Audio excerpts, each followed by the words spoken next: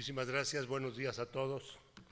Agradezco a Cinte por haberme invitado a compartir con ustedes los puntos de vista sobre nuestro México, tan querido y tan vituperado por muchas gentes, y que pues en los últimos años sí ha sufrido todo tipo de crisis, todo tipo de altibajos en seguridad, en economía, en reservas, en inflación, etcétera. Pero todo hace indicar que desde hace ya algún tiempo nuestra economía se ha estabilizado, nuestro crecimiento sigue muy bajo, pero podría tener una clara tendencia a crecer, a desarrollarse, que el nuevo gobierno pues está implantando medidas para mejorar la seguridad, que ha sido uno de los problemas más grandes de nuestro país. En fin,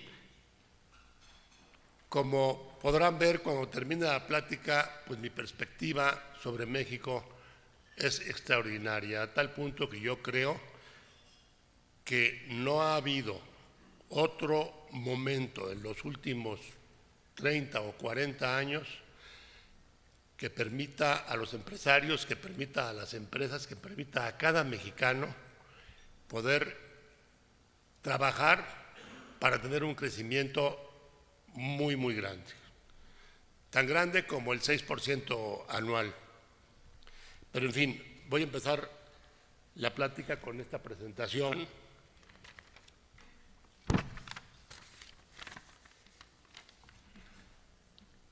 Pues me pidieron que hablara de las perspectivas y de crecimiento después de 20 años del Tratado de Libre Comercio con los Estados Unidos y Canadá.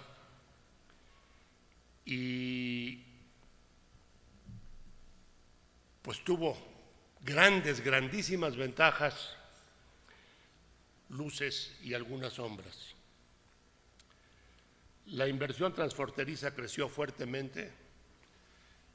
No hay otro país que tenga unas instalaciones de maquila como las que tiene México en toda su frontera. Claro, tenemos la ventaja de estar junto al cliente más importante del mundo y pues muchísimas industrias norteamericanas y también mexicanas se posicionan en la frontera para poder exportar. Y hoy somos los exportadores más grandes de televisiones del mundo y de muchas otras cosas, electrodomésticos, etcétera, porque con el Tratado de Libre Comercio se resolvieron muchísimos problemas y se definió una ruta clara para las importaciones y exportaciones.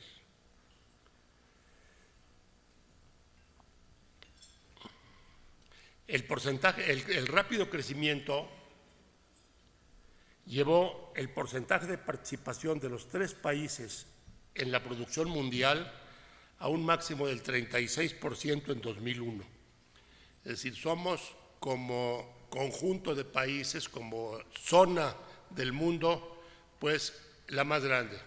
Claro, tenemos el apoyo de los Estados Unidos, pero México, Estados Unidos y Canadá tienen un tamaño de economía y tienen un tamaño de desarrollo y tienen un tamaño de exportaciones, importaciones y comercio internacional mayor que el de la Unión Europea y que China todavía.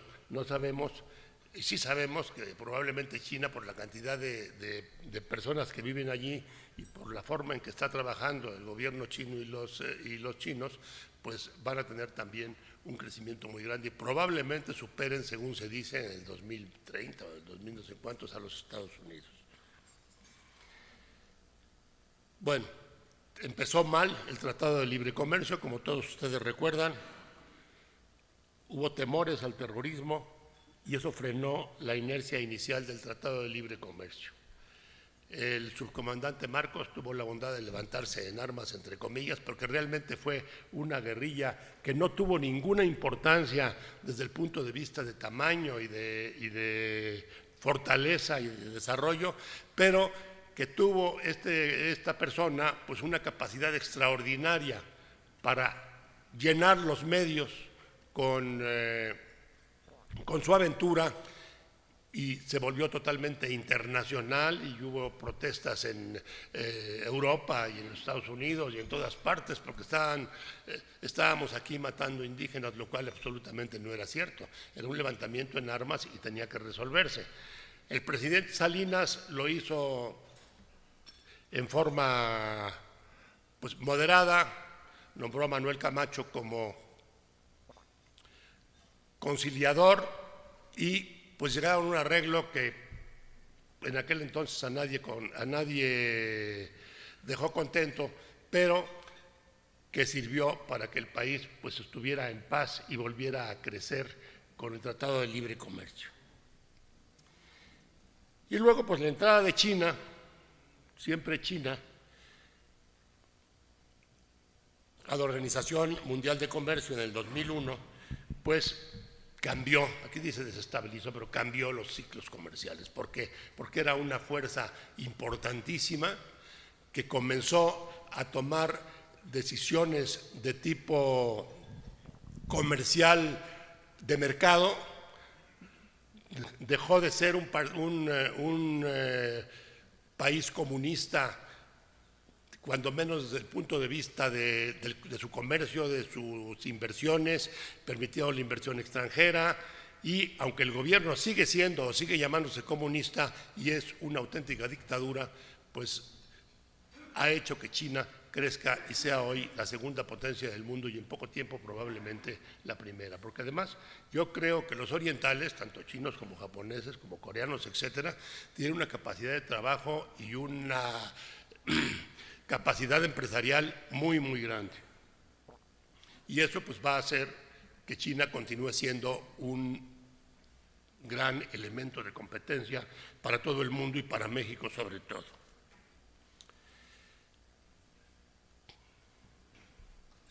Bueno, en la siguiente gráfica mostramos estas luces y sombras, la parte positiva. En la balanza, el comercio de Estados Unidos con México aumentó 506% entre 1993 y 2012, comparado con un incremento de 279% en países que no forman parte del Tratado de Libre Comercio de América del Norte. En 2011, el comercio de Estados Unidos con México y Canadá fue equivalente al que tuvo con los BRICS, con los famosos BRICS, Brasil, Rusia, India y China, Japón y Corea del Sur. Es decir, es una cantidad. 40% de las exportaciones de México a Estados Unidos incluyen partes importadas de Estados Unidos. Eso es a lo que me refería yo al principio con las maquiladoras.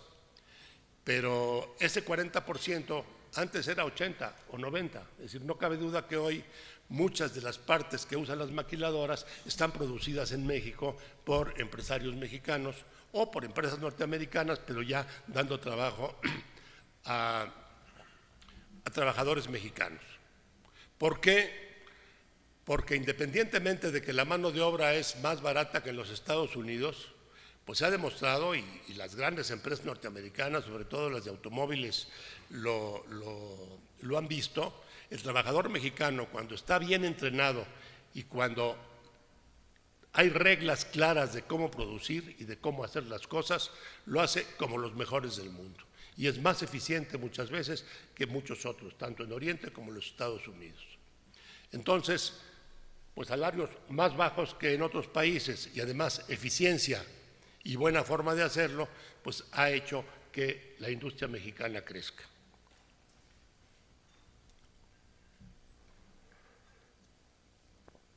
Esas son las partes muy positivas.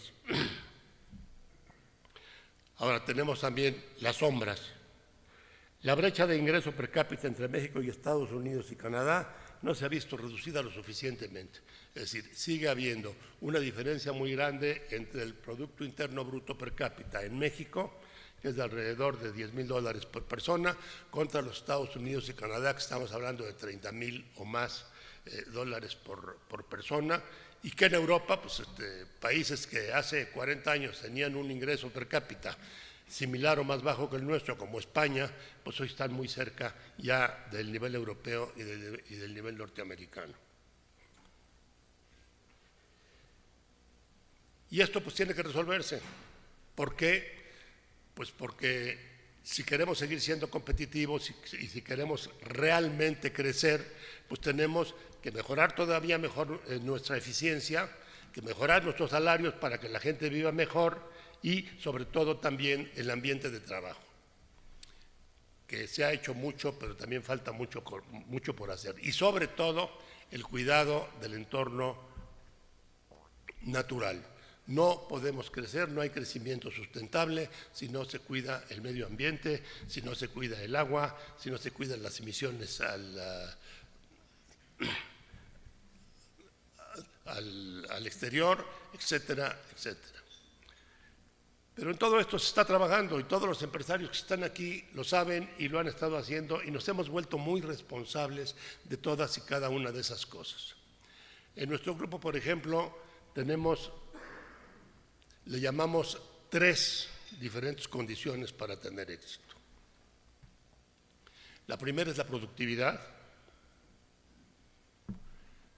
La segunda es el deber social, atender bien a nuestros trabajadores, darle a cada uno lo que le corresponde, lo más importante, los mejores salarios para nuestra gente, el mejor producto para nuestros clientes, el mejor trato de nuestros proveedores, el cumplir con los pagos de los bancos y de los proveedores,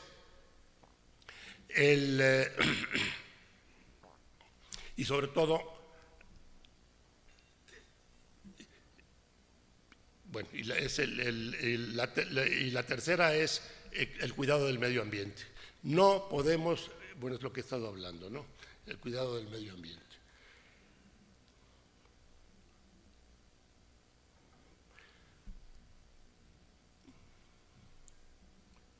Productividad, deber social y cuidado del medio ambiente son las 3 líneas que en nuestros negocios hemos cuidado mucho y hemos tenido afortunadamente éxito. Y tenemos muchos otros problemas. La infraestructura en las fronteras no se ha modernizado, no ha habido un espíritu regional en las negociaciones de comercio internacional,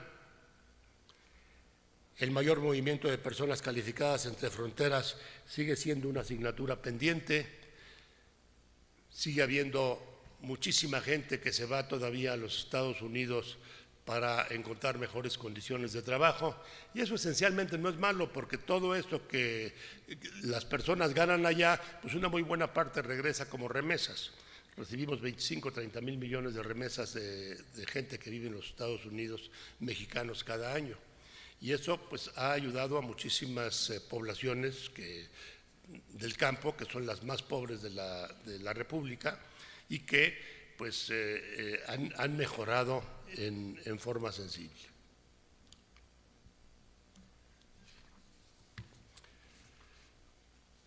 Aquí tengo una tabla que muestra el crecimiento del Producto Interno Bruto desde 1960 hasta nuestros días en nuestro país. Si ustedes ven, de 1960 a 1980, el promedio de crecimiento del Producto Interno Bruto fue de 6.8%. Y de 80 a nuestros días, el promedio es 2.1%. ¿Por qué? Pues el gran camino que tenía México, no solamente desde 1960, México está creciendo al 6% y sin gran inflación desde 1934, desde la época de Lázaro Cárdenas. ¿Por qué cambió esto? Pues porque con el haber encontrado una cantidad de petróleo muy grande en México en los años 70, hizo que los gobiernos de Echeverría y de López Portillo pues hablaran de la administración de la abundancia y comenzaron auténticamente a tirar el dinero y crearon en el país una inflación, crecimiento con inflación, y llegamos a tener tasas de interés del más del 100%, y llegamos a tener inflaciones en algunos años de más del 100%, y llevaron a una crisis que desde 1982 hasta 1990 nos mantuvo con crecimiento prácticamente cero. Ustedes lo ven aquí, una baja muy grande en el 81, otra baja muy grande en el 84-85, luego volvimos a crecer un poquito y se nos baja terriblemente en el año 94 con el famoso error de diciembre. Tuvimos una bendición de la Virgen de Guadalupe con que en el año de 94 empezara a trabajar el Tratado de Libre Comercio con los Estados Unidos y Canadá, porque si no hubiera sido así, imagínense qué hubiera pasado en México en términos de crecimiento.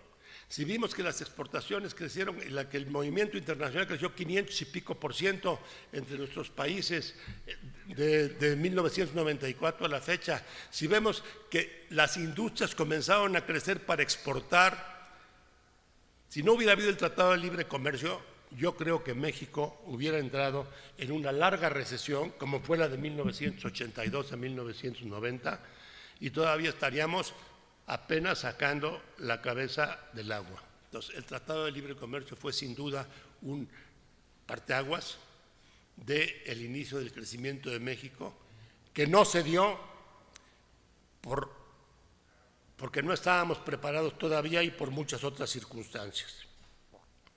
Y luego pues tuvimos la primera crisis que no fue culpa nuestra en México, que fue la del 2009, que fue la crisis de los préstamos hipotecarios en los Estados Unidos, que afectó a todo el mundo, que quebró bancos, que creó muchísimos problemas, y México, a pesar de que bajó 6% su Producto Interno Bruto, pudo inmediatamente salir adelante y comenzar a crecer.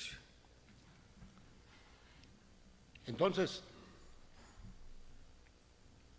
tenemos aquí que México ha podido crecer al 6% anual su Producto Interno Bruto per cápita de 1934 a 1980, es decir, 50 años, 46 años. Y luego hemos tenido de 1980 a 2014 crecimientos prácticamente mínimos, menores que muchos países de América Latina y menores que todos los países en vías de desarrollo.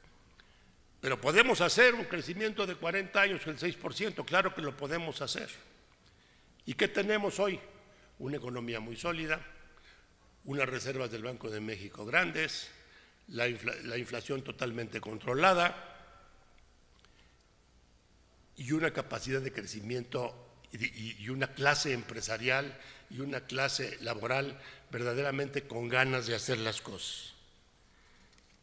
Entonces, yo creo que ahora, así como puse esta raya roja en el año de 1994, debemos poder poner una raya roja también en el año 2014, porque es el año de los cambios. No cabe duda que las reformas estructurales que planteó el presidente Peña y que ha llevado a cabo con más o menos dificultades una por una, crean una oportunidad, yo diría que mejor que la del Tratado de Libre Comercio de 1994, para crecer y hacer de este país por fin un país que deje de ser desarrollado y que entre en el grupo de países con gran crecimiento. Y no se trata de crecer por crecer, se trata de crecer por hacer que nuestra gente, que los que menos tienen, puedan vivir mejor, que tengan mejores salarios los obreros, que tengan mejores resultados los campesinos, que tengan todos un hogar razonable donde vivir. Todavía es una pena viajar por México y ver, sí, muchas ciudades muy bonitas y muy buenas y en gran crecimiento, pero muchas poblaciones en el campo verdaderamente miserables, viviendo en casas de madera, viviendo con techos de cartón, sin sanitarios, sin agua, etcétera, etcétera. Todo esto es el momento en que tenemos que empezar a acabarlo. Y creo, de verdad que lo creo, que las reformas estructurales que planteó el presidente Peña y que ha llevado a cabo, pues son la base para ese desarrollo. Aquí hice una pequeña lista de esas reformas.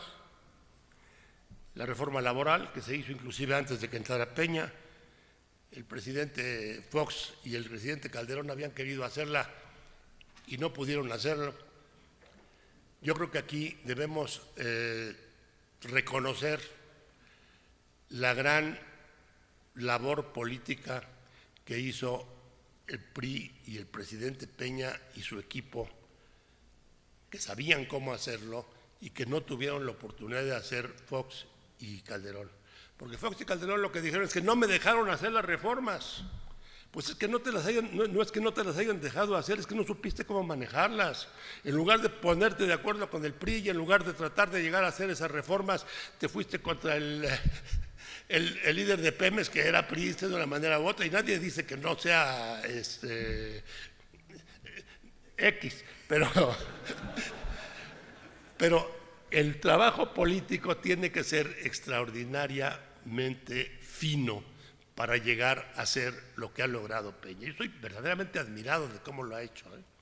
Cómo hizo la reforma fiscal apoyado con el PAN, apoyado con el PRD y votando en cambio el PAN en contra, y cómo hizo la reforma energética apoyado por el PAN y el PRD votando en contra. Pero además, todo eso que decían que iba a haber manifestaciones en la calle y maniobras y que López Obrador y que iba a hacer y que iba a tornar y que iba a volver a tomar reforma y que iba a cerrar ya no está pasando. Todo eso es labor política, todo eso es saber hacer las cosas. Es mi punto de vista, a lo mejor puede haber gente que no piense como yo, pero…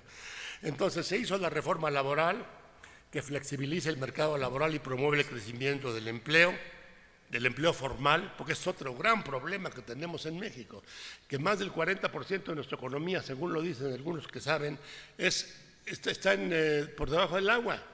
Se hacen muchos pagos en efectivo, no hay facturas, no se paga el IVA, muy pocos pagamos impuestos en México. Pues así no podemos ser un gran país.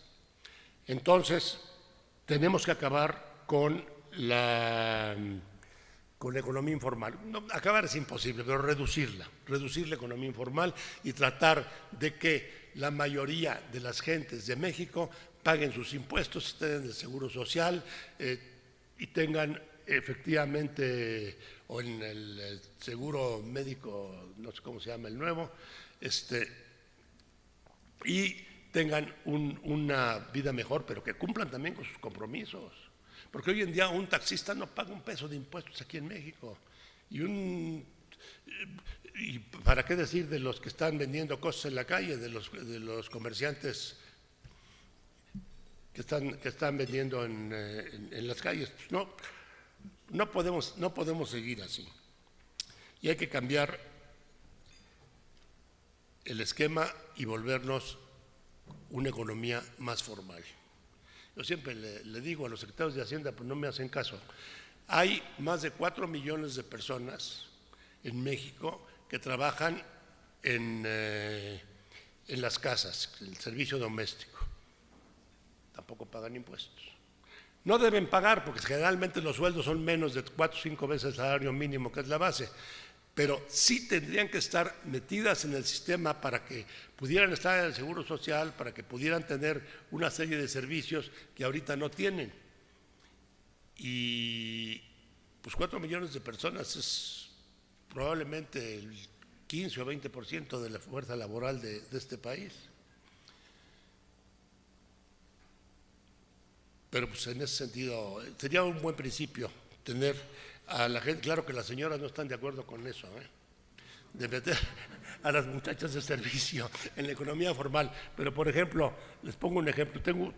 Tengo una hija que vivió 3 o 4 años en Chile. Se llevó a su muchacha de México. Cuando se bajó del avión la muchacha, ya le tenían hecha su tarjeta de registro fiscal, su tarjeta con la cual podía entrarse al Seguro Social. Era una sola tarjeta para tener el derecho del Seguro Social, para tener el derecho, ella no tenía derecho a votar porque era extranjera, pero es también una sola cédula para poder votar, una sola cédula para todo el tipo de cosas y de necesidades que una persona tenga. En México no tenemos eso. Tenemos la del IFE, pero nada más sirve para el IFE. Si esa del IFE sirviera para pagar impuestos, sirviera para el Seguro Social, sirviera para otros servicios médicos, para las pensiones, y a esta muchacha de Chile le cobraron impuestos desde el primer mes que entró a trabajar en Santiago. Aquí debíamos tener una cosa parecida, porque pues, yo creo que somos un país tan bueno, mejor que Chile, cuando menos más grande. También por eso cuesta un poco más de trabajo hacer las cosas. La segunda gran reforma fue la reforma educativa. Hay un altísimo nivel de gasto público en educación básica y desempeño deficiente en las pruebas estandarizadas. Esto promueve la calidad educativa y el desarrollo integral de niños y jóvenes. Está empezando muy despacio y muy mal. Ya vimos lo que está pasando en Oaxaca. Ya vimos hoy en la mañana en el periódico que de 1000 y pico de maestros que entraron a prueba salieron, o candidatos a maestros salieron 5 aprobados, de 1000 y pico de maestros. Hoy lo dice la prensa esta mañana. Entonces, pero la ley está y tiene que llevarse a cabo. Yo creo que el gobierno federal ha consentido mucho, sobre todo al CENTE, porque estaba en pleno trabajo de hacer las reformas. Ya las reformas están hechas, ya todo lo tenemos más o menos en tranquilidad y sin problemas. Yo creo que tienen que entrar ahora a poner en orden a esos pequeños grupos, porque representan no más del 10% de los maestros. Están en Oaxaca y en otros estados de la República armando escándalo y creando problemas. Un pequeño grupo a millones de personas que somos nosotros. Ya lo hemos vivido aquí cuando vienen a México a desfilar por Reforma y por el Zócalo, y cuando tomaron el Zócalo, hoy critican que en el informe del presidente hayan usado el Zócalo como estacionamiento, pero nadie se acuerda de que durante meses estuvo ocupado por una bola de personas que estaban cometiendo un delito, porque está prohibido eso de vivir en las calles y de hacer sus necesidades en las calles y de ensuciar a todo el mundo y no dejar pasar para ver museos, quedar mal con los turistas, etcétera. ¿Quién se acuerda de eso? Pero eso sí, como es un signo nacional del Zócalo, no puede haber estacionamiento de coches ahí. Por un día, para el informe presidencial, a mí me parece que... Pero bueno. La tercera es la de telecomunicaciones. Dice que promueve tarifas más competitivas a la adopción de nuevas tecnologías. No tengo mucho conocimiento de esto, pero espero que la hayan pensado bien y sí funcione. No sé lo que digan los que están en el negocio de telecomunicaciones, como Telmex, como Televisa y como Azteca y algunos otros, pero en fin, no puedo hacer un comentario concreto respecto a eso porque no lo conozco. El de competencia económica, pues muchos no estuvimos de acuerdo con eso, pero tenemos que también ajustarnos a las normas internacionales. Y nuestras reglas de competencia económica, sí, las nuevas, están más o menos igualadas con las de otros países, como los Estados Unidos, como España, etcétera. Nuestra Comisión de Competencia ha sido muy ineficiente. Yo luché mucho cuando comenzamos a comprar empresas en Mexiquén para que me aprobaran las adquisiciones, y tardamos creo que 2 años para que me aprobaran la adquisición de las plantas de PVC de Citza. Y no tenían razón. Luego también han hecho una serie de negativos, pero ha faltado esa eficiencia en la Comisión de Competencia. Yo espero que con estas nuevas reglas empiece a funcionar bien y desde luego que no haya pues tanta injerencia de tipo político como sí había en la comisión anterior. no tengo experiencia con ellos, yo ya me salí de los negocios, ya no estoy comprando, son mis hijos y mis directores los que están haciendo ahora, pero espero que la cosa funcione muy bien. Y como digo, yo revisé esas reglas y están pues más o menos equiparadas con las de otros países del nivel de México. Lo que tiene que haber es más eficiencia, mayor rapidez en resolver las cosas. Hicimos una compra en los Estados Unidos y nos tardaron exactamente 17 días en aprobarla. Aquí 2 años tardamos para lo de CIRSA y 8 meses para otra, etcétera. Pero yo creo que se puede corregir. La reforma hacendaria, pues a nadie le cayó bien. Nadie le gusta pagar más impuestos. Pero hay un hecho, está creciendo la recaudación en forma muy importante. Y por eso el presidente se atrevió a hacer la declaración de la apertura, el inicio de la construcción del aeropuerto de la Ciudad de México, nuevas carreteras por miles de kilómetros, gasoductos por miles de kilómetros, en fin, bueno o malo, está funcionando. Ya prometió el presidente que no van a subir ni cambiar los impuestos durante su sexenio, ojalá y sea verdad, y entonces pues, ya está definido, vamos a seguir las reglas. Y yo creo que va a ser también para bien el hecho de que el gobierno mexicano tenga mayores ingresos. ¿Que pudo haberse hecho de otra manera? Pues sí, se pudo haber puesto el IVA generalizado, pero eso no lo aceptó el PRD. Y como la aprobación del cambio hacendario, del cambio fiscal, fue con el apoyo del PRD, hubo que darle algunas concesiones a ese partido y por eso no se pudo sacar el IVA global completo, y bueno, pues se pusieron los impuestos con el pretexto de la diabetes y la gordura y afectaron pues seriamente a las compañías de alimentos y a las compañías de bebidas, pero también yo creo que eso va a tomar su nivel, porque la gente va a seguir tomando Coca-Cola o Pepsi-Cola o comprando productos de Bimbo, aunque sean más caros, porque es muy difícil cambiar los usos o las costumbres de las personas. Es mi punto de vista también. Bien. Ahora, la más importante, la que se aprobó al último, y que mejor conozco porque pues nosotros estamos en la petroquímica y en la energía, es la reforma energética. México es un país que se encuentra en 13º lugar del petróleo y 30% en gas. ¿Por qué? Pues porque aunque tenemos mucho gas y mucho petróleo en el subsuelo, hasta hace pocos meses no lo podía sacar más que el gobierno. Y el gobierno, además de que tenía mucha ineficiencia y mucha corrupción, no tenía suficiente dinero para poder generar esa riqueza en favor de los mexicanos.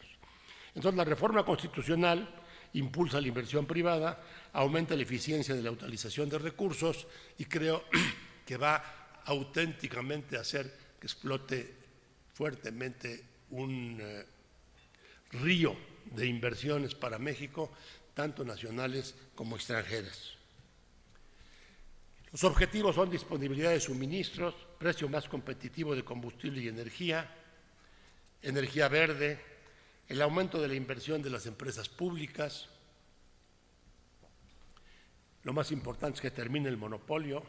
Aquí le debemos mucho al Partido Acción Nacional, porque para apoyar al PRI le dijo sí, pero además de lo que tú pones hay que poner esto y esto y esto, y hizo mucho más amplia la posibilidad de que el sector empresarial mexicano y extranjero participara en los negocios de Pemex, que como originalmente lo había calculado el presidente y el PRI.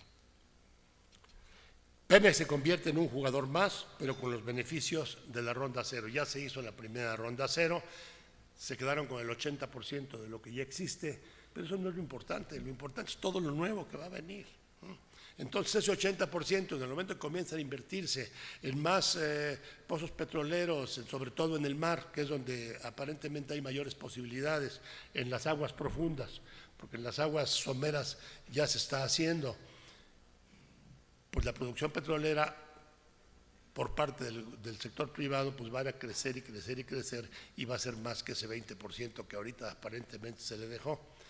Lo importante es que el petróleo sigue siendo de México.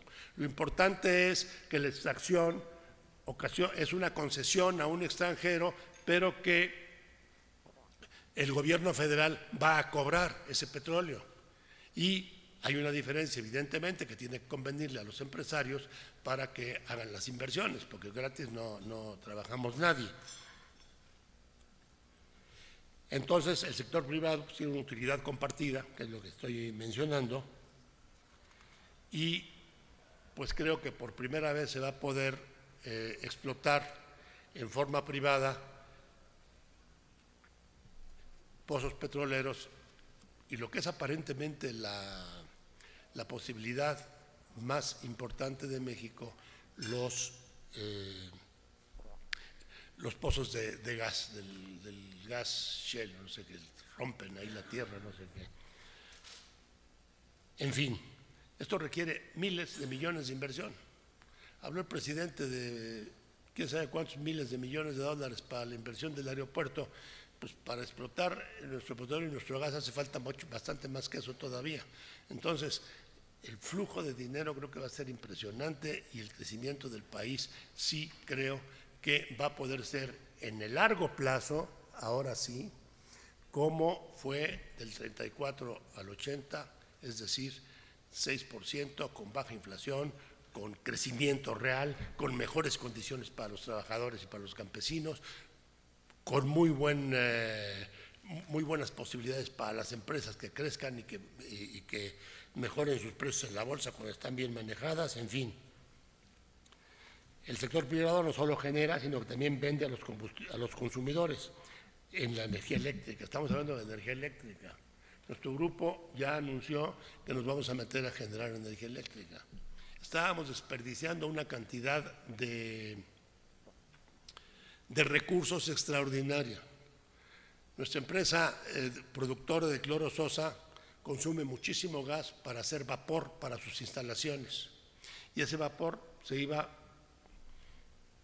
al cielo, a la naturaleza. Hoy, ese mismo vapor, que ya está hecho y que no nos cuesta nada, lo vamos a usar para generar energía eléctrica poniendo turbinas. Le llaman ciclo combinado. Entonces, a un costo prácticamente muy bajo, vamos a poder vender energía a terceros a precios mucho más bajos que la Comisión Federal de Electricidad, y con muy buenos rendimientos. Entonces, esto se va a repetir en electricidad, se va a repetir en petróleo, se va a repetir en gas, se va a repetir en petroquímica. Mexiquén fue la primera empresa que hizo una asociación con Pemex el año pasado. 10 años me tardé hablando con Fox y con Calderón para lograr hacer esta unión, y no pasó nada. Hablamos con el nuevo director de Pemex, entró el 1 de diciembre del año 2012, y en febrero del 2013 ya teníamos firmado y aprobado todo por el Consejo de Pemex. Hoy el complejo Pajaritos es 56% propiedad de Mexiquén y 44% propiedad de Pemex. Aportamos nosotros nuestras plantas de cloro y de sosa, y ellos aportaron su planta de Pajaritos, y en un año, unos 8 meses de aquí para adelante, una planta que estaba produciendo 120,000 toneladas de BCM, que es el producto que produce, va a producir 400,000.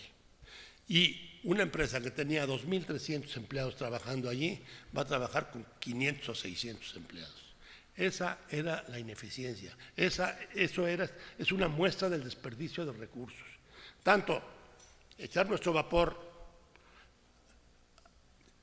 fuera sin volverlo a utilizar, como el hecho de tener una planta como la de Pajaritos, que tenía una capacidad de 400,000 toneladas produciendo 120, y con 2,000 y pico de gentes en lugar de 400 o 500. En fin, hay un nuevo régimen fiscal de Pemex que no conozco, y pues las oportunidades ahí están. Yo creo que muchas de las empresas de ustedes, si están en negocios relacionados, pues pueden tener esas oportunidades. Pero si no, de todas maneras las van a tener, porque para construir fábricas, para hacer instalaciones, pues hace falta tubería, hace falta cemento, hace falta varilla, hace falta todo tipo de cosas, puertas, chapas, todo. Es decir, realmente yo creo que el crecimiento del país va a ser general. Esas reformas estructurales, así como esta estrellita, debo decirles que estas gráficas se las fusilé al secretario de Hacienda en una plática que le oí cuando empezaban las reformas, pero todo se ha cumplido. Entonces, ¿qué va a generar? Productividad, productividad. En fin, como les decía, mi optimismo sobre México es muy, muy grande. ¿Por qué? Porque los principales indicadores económicos de México están muy bien, excepto el crecimiento, que como ustedes ven, 3.1, 1.4, menos 4.7, en 2009, 5.1, 4, 3.8, 3.7. En 2015 esperan, bueno, y este 3.7 ya lo bajaron, creo que va a llegar a ser menos de 3, va a ser 2.8. Pero en 2015 estoy convencido de que va a ser el 4 o más, porque además es año de elecciones y pues el gobierno tiene que gastar para tratar de ganar las elecciones. La tasa de desempleo pues permanece más o menos estable, si se compara con las de Europa o con las de Estados Unidos es sumamente baja. México es un país que está generando empleos, la inflación está absolutamente controlada, el tipo de cambio estable, ahora está entre 12.50 y 13 pesos, 13.10 constantemente, ya no hay variaciones que asusten a la gente. Nuestro balance fiscal tiene un déficit muy razonable de menos del 3%. Nuestra cuenta corriente, nuestro déficit de cuenta corriente también está muy bueno, 2.6%. La deuda externa sobre el PIB es 16%, si se considera que España tiene el 100%, que los Estados Unidos tienen más del 90%, Italia tiene el 100 y pico, Japón el 100 y pico. Estamos realmente en el caballo de la hacienda, estamos muy bien preparados para crecer. Y las reservas internacionales, que en 2007 eran de 87.000 millones de dólares, pues hoy son 224.000 y van a seguir creciendo, porque el flujo de dólares a México va a continuar creciendo en forma muy importante con todas estas reformas. En conclusión, estamos en un cambio tan importante o más que el Tratado de Libre Comercio y tenemos que aprovecharlo. Todos tenemos que trabajar en conjunto para hacer de este México un país mucho mejor, para hacer de México un país más eficiente, un país más justo, porque cuando hay justicia se acaba también o se reduce la delincuencia y la inseguridad, y en fin, que sea un país que nuestros hijos y nuestros nietos puedan decir con orgullo que son mexicanos. Y la última gráfica, que esta es de Goldman Sachs, no sé qué tanta razón tenga, pero dice que en el 2050, que evidentemente yo no voy a vivir, México, o sea que lo puedo decir con toda, sin vergüenza, México va a ser el quinto país, va a ser la quinta economía del mundo, solamente después de China, Estados Unidos, India y Brasil. Esto yo creo que es factible porque pues, somos muchos mexicanos y